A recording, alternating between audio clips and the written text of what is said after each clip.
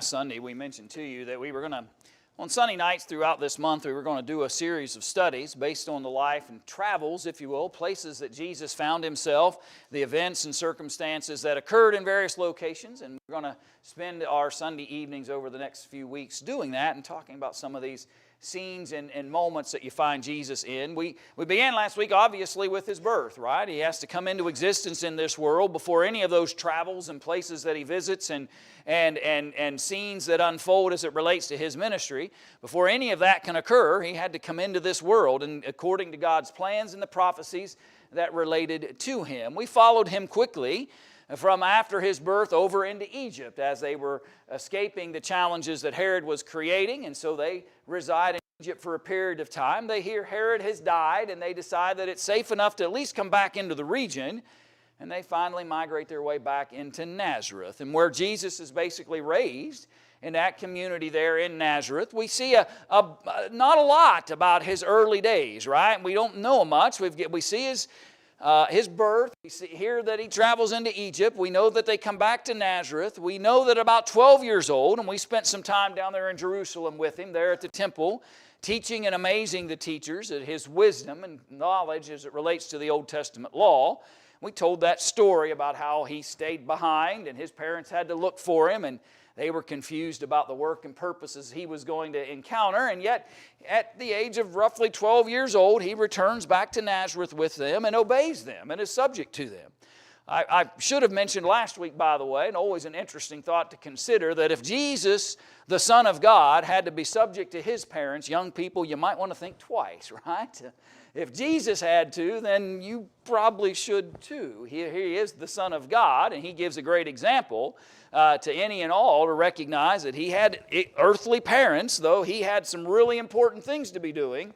He had earthly parents that he needed to be subject to, and he was. And through those years as he was being raised, we finally find him roughly at the age of 30, heading down into the area in which John the Baptist was baptizing folks, and he comes to him there in the Jordan, and he is baptized there of John. John's reluctant to that scene initially, recognizing who Jesus is, and yet he willingly accepts the fact that Jesus needs to fulfill all righteousness and is baptized of John there in the Jordan River. That's where we are now in the travels with Jesus. As immediately after that scene, that one was recorded, the baptism of Jesus, for us in Matthew chapter 3. And at the very outset of this text that Ron just read for us here out of Matthew chapter 4, we see very quickly that the first thing that happens to Jesus in his ministry work, if you will, his first year of beginning to actually preach and teach his message and leading folks to appreciate who he was, the very first thing that happens is he's tempted of Satan here in Matthew chapter 4. It's interesting that if Jesus will become the ultimate high priest for all mankind, that if he's going to have this ability, not because we willed it so or not because we deserved it so, but because God planned it this way, that as Jesus becomes the high priest, he experiences everything that human beings have to experience. He becomes the perfect mediator between us and God because of that. He's able to understand us in ways that allows for him even to communicate to the Father on our behalf. And one of the things necessary, in some senses, then, for him to become that, is for him to be tempted in all points like you and I are tempted. And he experiences all of those various basic kinds of temptations that you and I experience right here at the very beginning of his work. Satan tries on 3 occasions here, and by the way, he allows him to get nice and weakened before he brings these temptations. He's been 40 days, right, without food. He's been fasting here for quite some time. At the end of that fast, Satan arrives on the scene and does what Satan does. He hits him where he's the weakest. He says, if you're really the Son of God, there's a rock. We know you have the power to turn that into bread. Why not just speak it into existence? But it's interesting, Jesus responds to that with that statement of man shall not live by bread alone, but by every word that proceedeth out of the mouth of God. I think what we maybe miss sometimes in this early moment of the work and purposes of Jesus as he's being tempted of Satan here in this scene is he sets the stage for us of exactly what his work was going to be about. His work was not simply about healing folks that were sick or helping the blind see or feeding the thousands with a few fish and a couple of loaves of bread. Those were meaningful, purposeful miracles. We'll look at some of those before we're done in this series, that were all intended to bring one basic conclusion, and that is Jesus was the Son of God. The miracles had a purpose, and the purpose wasn't just about helping those who might have been challenged. The purpose was helping people realize who He was so that they would listen to what He had to say. Man doesn't need just the bread that sustains his body, Jesus says to Satan. He needs to understand the words that proceed from the mouth of God. And so here, as he's been driven out into the wilderness, as we continue to walk with the Savior, we find him being tempted of Satan. Secondly, he takes him up on a high place and says, just throw yourself down on the ground. We all know that the angels will come and save you from that calamity. Why wouldn't you just prove yourself to me? It's interesting. Satan knows who he is and is trying to get Jesus to not do all the things he's going to do over the next 3 years and ultimately sacrifice himself upon the cross for mankind. And yet Satan acts like he doesn't, right? He says, well, if you're really the Son of God, all you got to do is prove yourself to me by jumping off this high pinnacle. I'll watch those angels swoop in and scoop you up, and then I'll really believe. You know, it's amazing sometimes how man tries to set the parameters, if you will, with God as to what's necessary to make me a believer, right? God, if you'll do these 5, 6 things, if you'll do this, and we outline for God what it is He's required to do in order for me to believe in Him. And friends, we've got that all backwards. God has already done enough to prove Himself as to who He is and what He's done. God has already evidenced Himself. It's in the very nature of the creation that we see around us. It's in the very beings that we exist in. We have all that we need to draw the right conclusions about who God is. But here's Satan saying, if you'll do these things, if you'll set up these parameters, if I can just witness this tremendous miracle, then I'll acknowledge that you're really the Son of God. But Jesus reminds him that you don't tempt the Lord that way. And friends, nor should we. Nor should we be so bold as to tempt the Lord and say, well, if you'll just prove yourself to me, then I'll be accepting of you and I'll build faith and I'll become a believer. That's not a path that I don't think any of us should want to walk. Jesus rebukes Satan finally at the end of this as he's given a view of the entirety of the world and said, if you'll just bow down and worship me, Satan says, then I'll give it all to you. All in an effort to get Jesus to bypass everything that's going to come after this moment. And that's really what I want us to make sure that we appreciate as we start this first year, and that's all we're going to cover. You think, we're really going to cover a whole year of Jesus in one sermon? We're going to. Not everything. But that's our cutoff point tonight. But I want us just to appreciate, before it ever gets rolling, before it ever gets started, Satan wants Jesus to stop. Because he knew what was coming. He knew the challenge that Jesus would present for him. He knew the benefit Jesus meant for us. Satan's first attempt is to get Jesus to not even start his ministry. Don't even begin the process of teaching the world. Don't even begin the process of bringing the message of salvation to a lost and dying world. Don't even step into those prophecies and fulfillments of prophecies in order to bring hope and promise to mankind. Satan's first initiative is to try to get Jesus to stop. When that's unsuccessful, then he'll begin to turn his attention upon the people that are listening to Jesus. But at the outset, he brings these 3 very basic and yet illustrative of the same ways he tempts us at the beginning of Jesus' work. But from there, let's follow him back up into Galilee. And let's find him here in John chapter 2. Not long after this scene that you saw unfold, as he's been baptized of John, he's led away into the wilderness to be tempted. He finally makes his way back into Galilee. And we find him here in John chapter 2 in an interesting scene. On the third day there was a wedding in Cana of Galilee, and the mother of Jesus was there. Now both Jesus and his disciples were invited to the wedding. And when they ran out of wine, the mother of Jesus said to him, "They have no wine." And Jesus said to her, "Woman, what does your concern have to do with me? My hour has not yet come." Now, I want us to pause and think a little bit. We can get caught up in this miracle and forget what really Jesus is trying to make sure he conveys in this moment. But it's interesting that he tells his mother when she comes and says, they've got a problem here at the wedding, they've run out of wine. And basically Jesus says, that's not my problem. Right? That's what he says to her. What's that got to do with me? And then he also gives the caveat, it's not time. It's not time for me to begin this part of my work and purposes that I'm going to engage myself in. Is it really time for that? And here's what's always been fascinating about this moment to me. Jesus is an earthly son who wants to please his mother. You ever thought about that? His initial response is, the wedding feast is not my responsibility. And number two, it's not really time. My hour has not yet come. But his mother said to the servants, I want you to pause and think about that. His answer is, not my responsibility.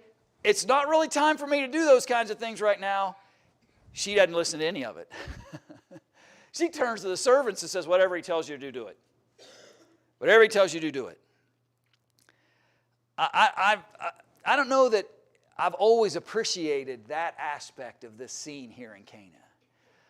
Of the influence that Jesus' earthly mother had on him.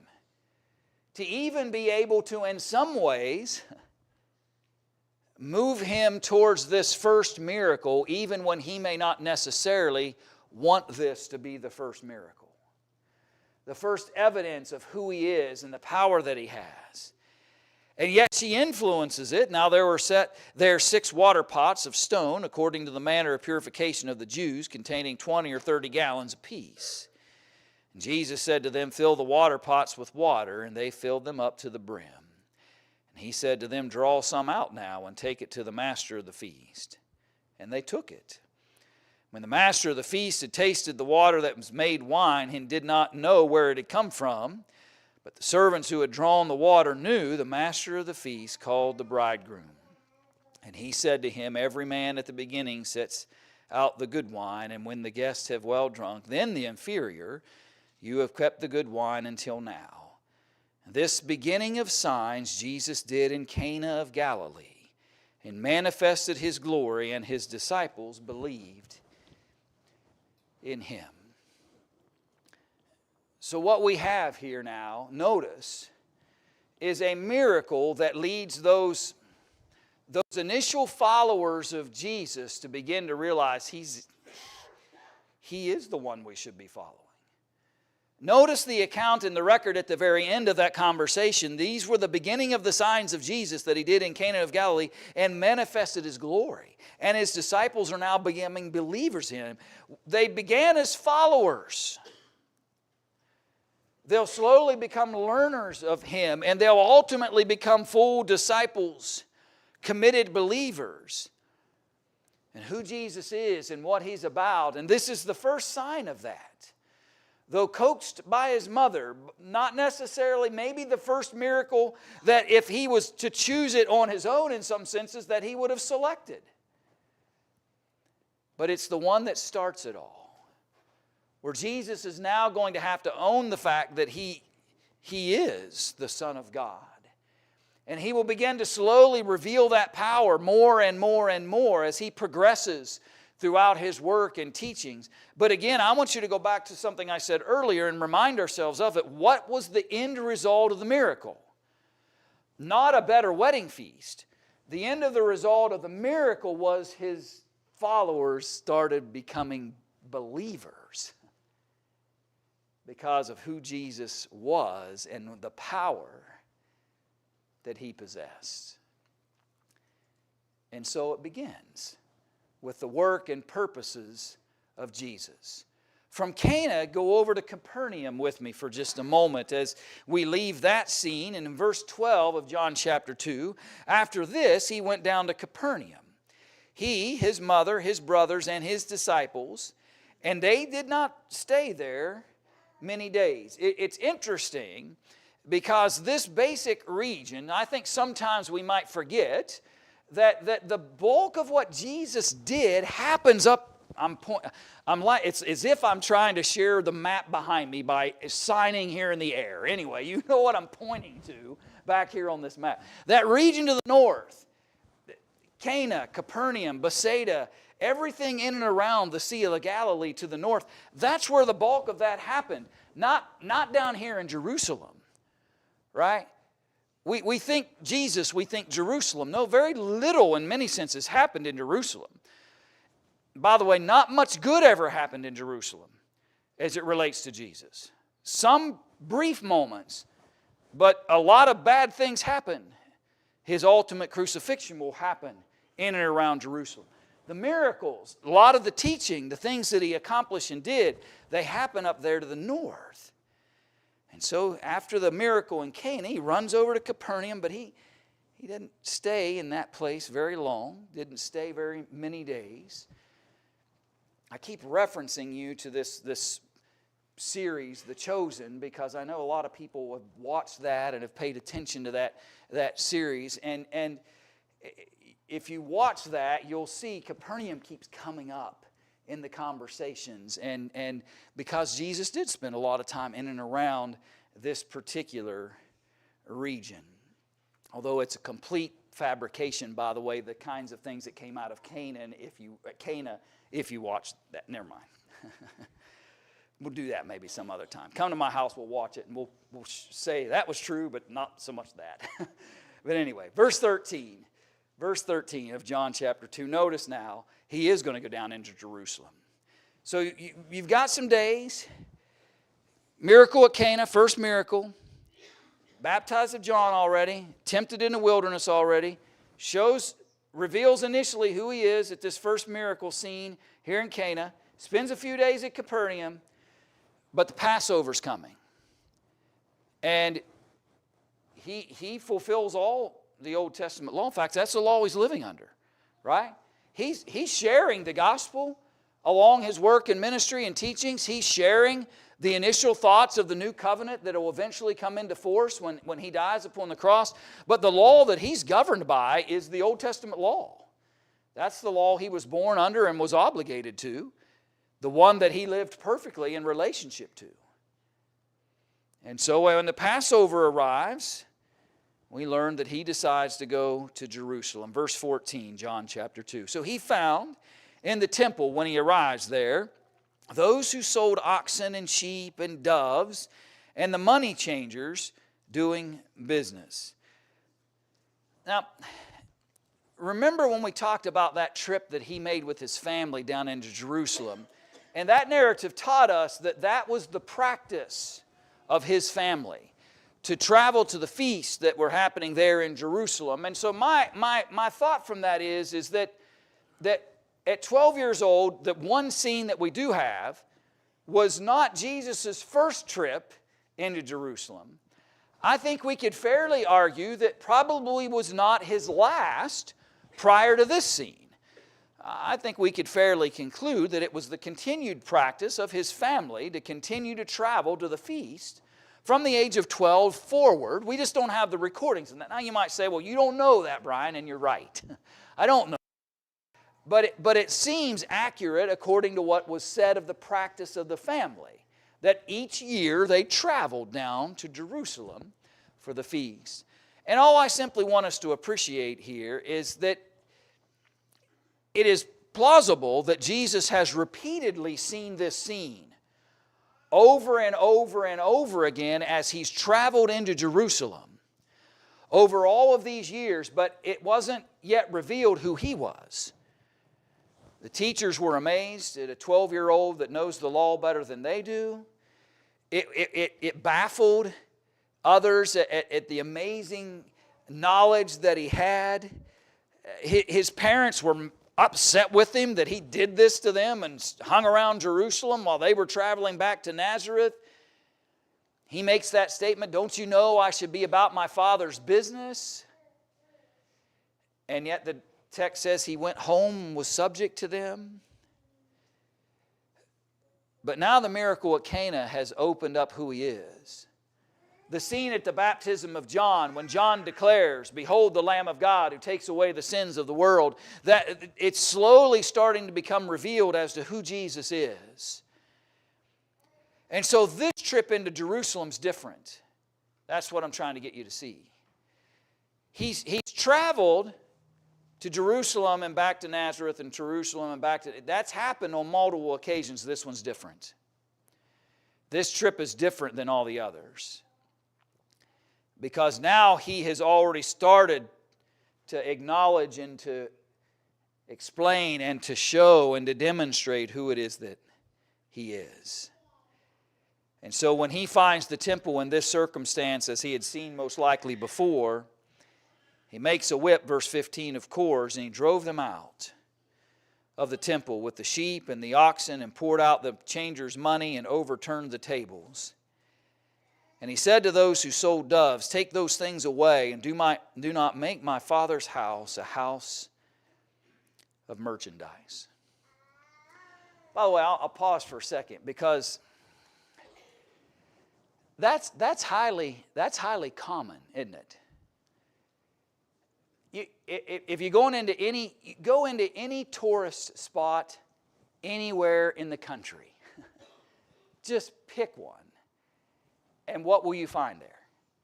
You'll find people who are merchandising off of that location in which they have people coming and going. And it's not any different in the days of Jesus. Jerusalem was the place where all of the Jews would come to during these feasts. And especially the major feasts like Passover and Pentecost, where you would see numerous people coming, and people saw it as an opportunity to make money. Well, I could get the fact that when I get there, I'm going to have to make a what? I'm going to have to make a sacrifice, right? And wouldn't it be a whole lot easier for me just to buy a sheep when I get to Jerusalem than it would be for me to drag a sheep? Right? Wouldn't it be a lot easier if I needed to make a sacrifice when I get down there to the Passover to just buy a lamb when I get down there to Jerusalem, rather than drag a lamb from up there in Capernaum all the way down to Jerusalem?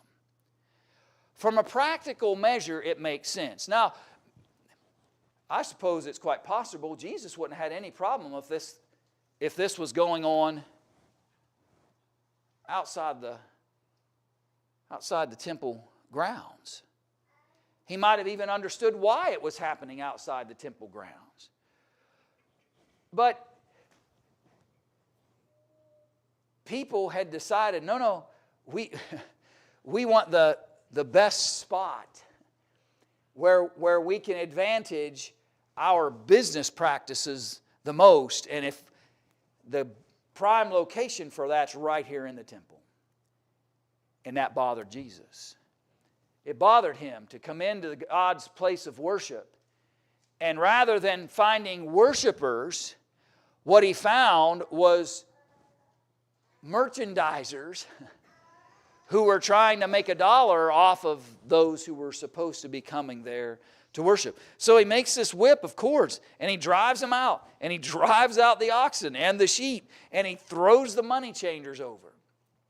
You can learn from other texts and appreciate the fact that the frustration with the money changers often, by the way, was their dishonesty. You'd come from one region and you'd bring something and you'd say, oh no, that's only got so much value here in Jerusalem.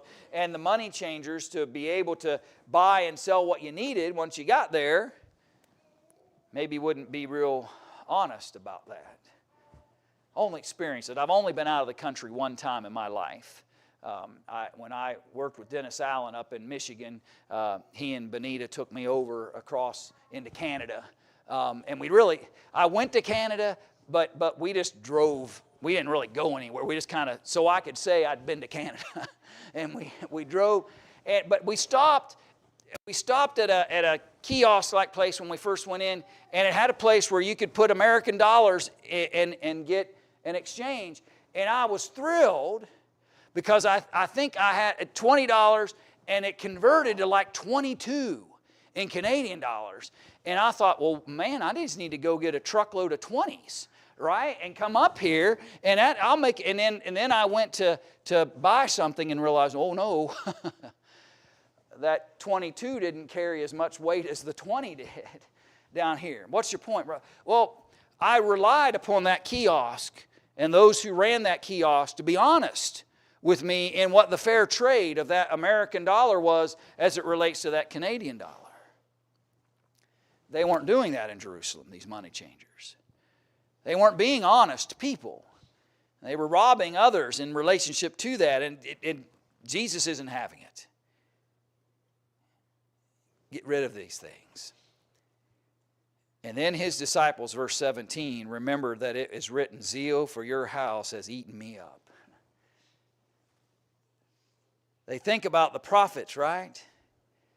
They think about the things that were said about this one that was coming out of Zion, and they remember the energy and power that one would bring. So the Jews answered and said to him, what sign do you show to us since you do these things? Same thing Satan said, isn't it? Prove yourself. You think you've got the authority to do all this? Prove yourself. And Jesus answered and said to them, destroy this temple, and in 3 days I will raise it up. You know, it's interesting, and I want you to think about with me for a moment, that the very thing they argue against Jesus when they put him on a cross is one of the very first things he ever said to them. This is one of the first moments, right? He had been there at 12 years old, but this is the first powerful moment in Jerusalem. And he says, you want a sign? I'll tell you the sign. Destroy this temple, and in 3 days I will raise it up again. And it's the exact argument they made as blasphemy when they actually lead him to a cross roughly 3 years later. They began to complain about that. Then the Jews said it was 46 years to build this temple, and you will raise it up in 3 days. And then John records for us. It's not something Jesus said, by the way, to them. John's recording this after the fact. But he was speaking of the temple of his body. By the way, even his disciples struggled to come to grips with that and understanding. John has the beauty of being able to look backwards at all of this history and record for us the realities of what Jesus was saying. But even his own disciples struggled with this concept of how he could destroy the temple, thinking that structure rather than his body, and he could raise it up in 3 days. And that's, in essence, some of the earliest and simplest things that happened in that first year of the life of Jesus. There are a myriad of other things, but he begins to just simply set the stage. He doesn't hold back in this first trip down to Jerusalem in his ministering years. He doesn't hold back from them. He brings to them the fullness of the realities of what he intends to do. He's going to turn that system that they had devised by tradition upside down.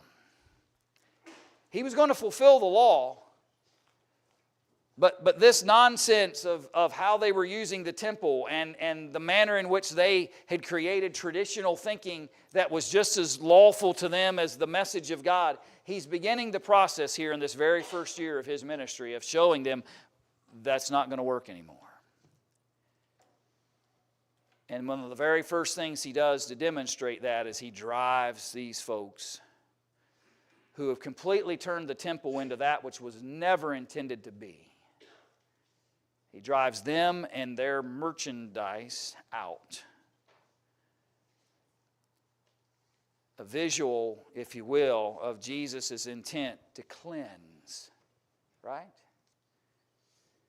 Jesus ultimately will die and shed His blood to what? To cleanse us from our sins. And the very first thing He does in Jerusalem, as part of His preaching and teaching work, is to cleanse the temple. There's another scene that seems to come later in the history of Jesus that seems to indicate that they didn't learn anything from this scene. This one happens in the first year of His ministry. It will happen again, which tells us that as soon as He left, they just brought it all back. Sometimes maybe that's the way we are. We seek cleansing, but we don't make any real effort to change. We don't make any real effort to let that cleansing and the beauty of that cleansing actually teach me anything. And because I don't learn anything from it, I find myself right back into the same thing again. And that's exactly what happened there in Jerusalem. We'll get there eventually in our study. We're just not there yet. But Jesus teaches them, my Father's house is not a house of merchandise. This is not the place for this. He cleanses it, leaves, and they go back to business as usual. Brother and friend, don't lose the beauty of what Jesus does for us when He cleanses us from sin by just letting the sin come back. By just letting it come, and then just letting it come back. Because Jesus cleansed to make us whole. Jesus cleanses to give us the right purpose and to put us in the right relationship with the Father. There's meaning to what He's done. And I encourage us tonight as we close and we sing this invitation song together that if I need to seek cleansing from God, maybe that's something private. I just need to go and address that. But if there's something we could help you with, something public that maybe we can help work through with you. But recognize Jesus wants to cleanse. He has always wanted to cleanse, but He's wanted to cleanse for a purpose. For us to then become new and ready to honor and serve Him in ways that are greater than what we've done before. How can we help you do that? Can we help you step into those promises tonight, experience remission of sins through baptism, to come into the contact with the blood of the Lamb? What can we do to help encourage you tonight or strengthen you in some way? And if tonight is the night you're coming home to the Lord, won't you do that as we stand?